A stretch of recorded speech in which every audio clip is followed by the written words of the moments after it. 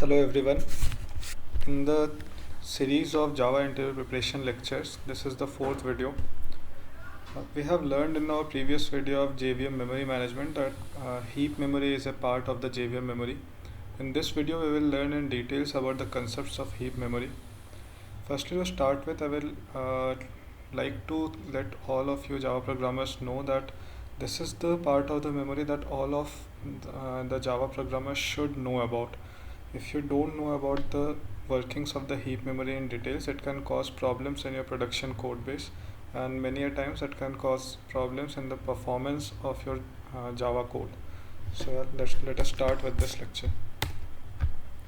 So the first thing is, what is heap memory? So heap memory is allocated to the JVM once the JVM gets started. So at the point of time where the JVM boots up, a part of the memory from the RAM is allocated to the JVM, and that memory is used as the heap memory. Now, why is heap memory used? As we discussed in the previous lecture, that heap memory is the part of the memory where all the objects and the arrays that you create during the runtime is stored.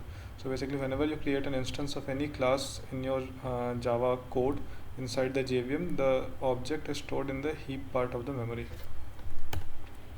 Now, why is understanding heap memory so important? As I told you that heap memory is the part of the memory which is allocated to the JVM when the JVM starts, and it stores all the objects, and also that part of the memory is allocated from the RAM. Now we all know that RAM is costly, so we should know how to optimize the usage of the heap memory, because you can't allocate infinite amount of heap memory to your program. So first thing is, you should be able to understand that which objects are created, where they are created, and how frequently they are created. If they are created frequently, whether they are disposed properly or not. Do you need to create an instance of a class repeatedly, or can there be a solution with using a singleton objects?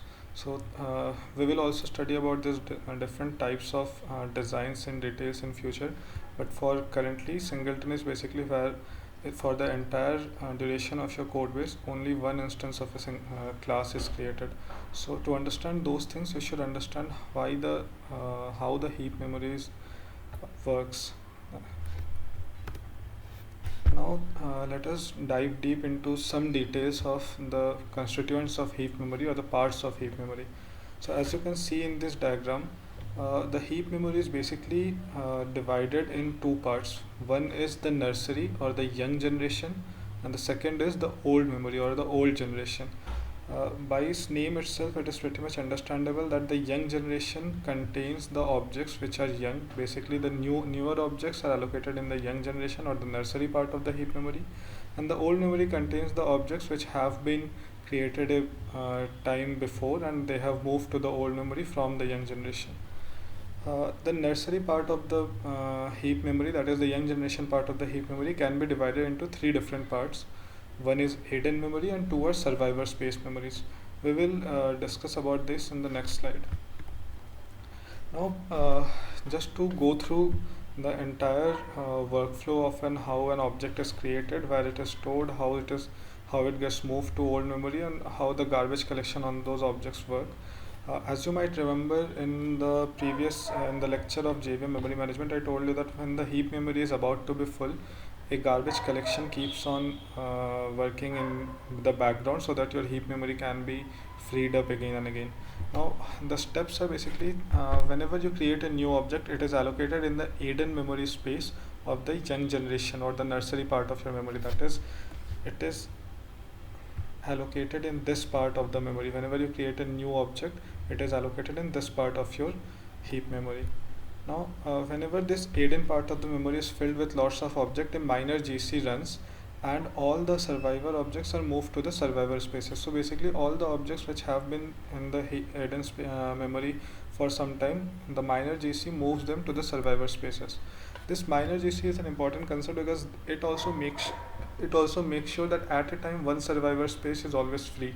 So what it does is, it always, after it checks in the hidden space, it also checks in the survivor space, and moves all the survivor objects into a single survivor space.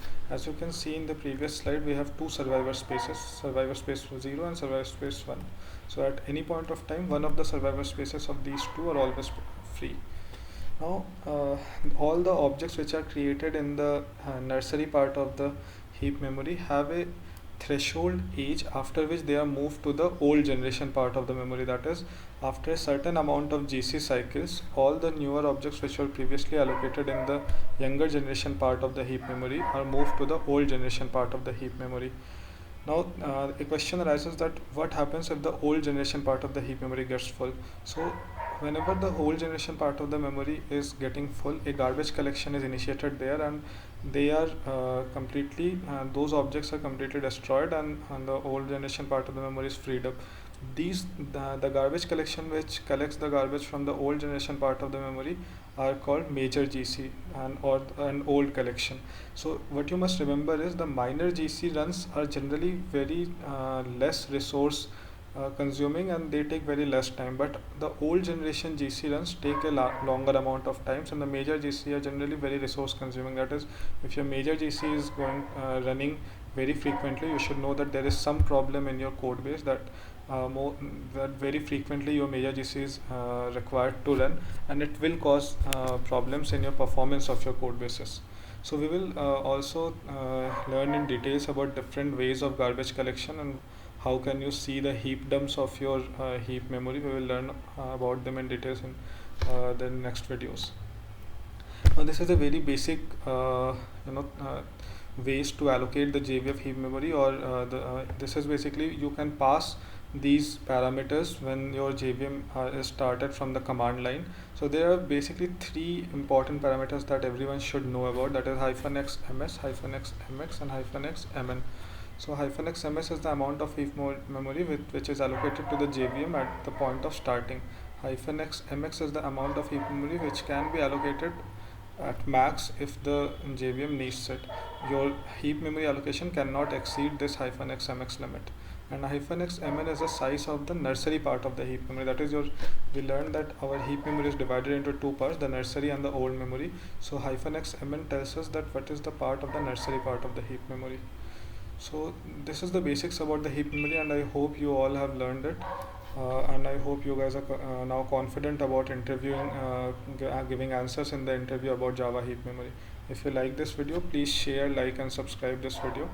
And I will put some description about the JVM memory management lecture in description box and also in the card boxes. Thank you everyone.